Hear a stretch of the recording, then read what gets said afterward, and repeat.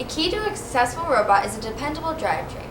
Team 67, the 2005 National Champion and National Chairman's Award winner, have offered some advice with this video.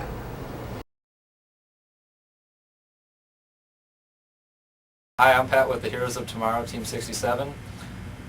Jim and Adam are two of our engineers here on the team, and they'll be giving you some drivetrain basics. Jim will be covering basic drivetrain configurations, and Adam will be covering drivetrain execution.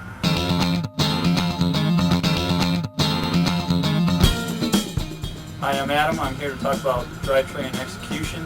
The first thing I'm going to talk about is packaging. What you want to do is define your chassis drivetrain layout about 1 inch smaller than the maximum required or design requirements. Second thing you want to do is design in flexibility in your robot so that you have the ability to make modifications throughout the design process so that you don't have to redesign everything on your robot. You want to mount all your breakable components, wheels and motors, in safe and secure positions so that they don't get damaged during the competition. You want to make sure that all your breakable components can be replaced without tearing apart the entire robot so that you don't waste all your time in the pits during competition. Next thing I'm going to talk about for drivetrain execution is mounting. You want to rigidly mount your gearbox to the chassis. The reason for that is these robots experience a high amount of loads during competition, and you don't want your transmission moving around throughout the competition.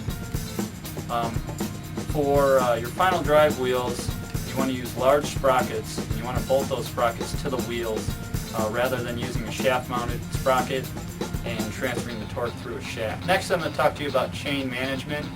We recommend 3/8 inch pitch chain or number 35 chain, which should come into your first robotics kit. You want to properly align your chain and sprocket. Misalignment could cause the chain to come off during competition. We recommend minimum 45 degrees chain ramp for any sprockets transferring load.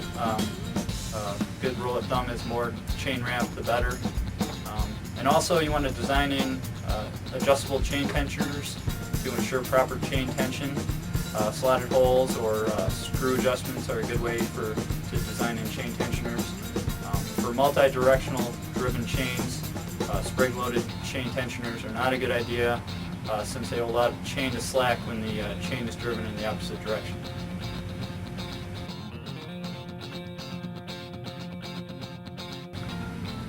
Hi, I'm Jim. One of the first things you need to consider when designing your first robot is what type of powertrain configuration you want to use. In general, there are 3 types of powertrain configurations that you can use: a 2-wheel drive system, a 4-wheel drive system, and a 6-wheel drive system. The 2-wheel drive system is generally the least resource-intensive drive system. It also allows for a great deal of maneuverability and speed for your robot. One of the nice things about a 2-wheel drive system is it allows you to locate those drive wheels practically anywhere along the drive system.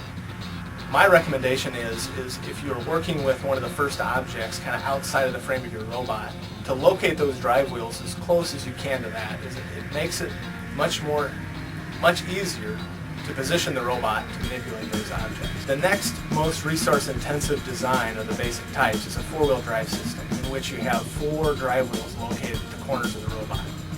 This drive system in general has more pushing capability, but is limited in its turning speed because all 4 wheels have to slide to turn the robot. It takes more torque to do that, so it does it more slowly. The third type is the 6-wheel drive system.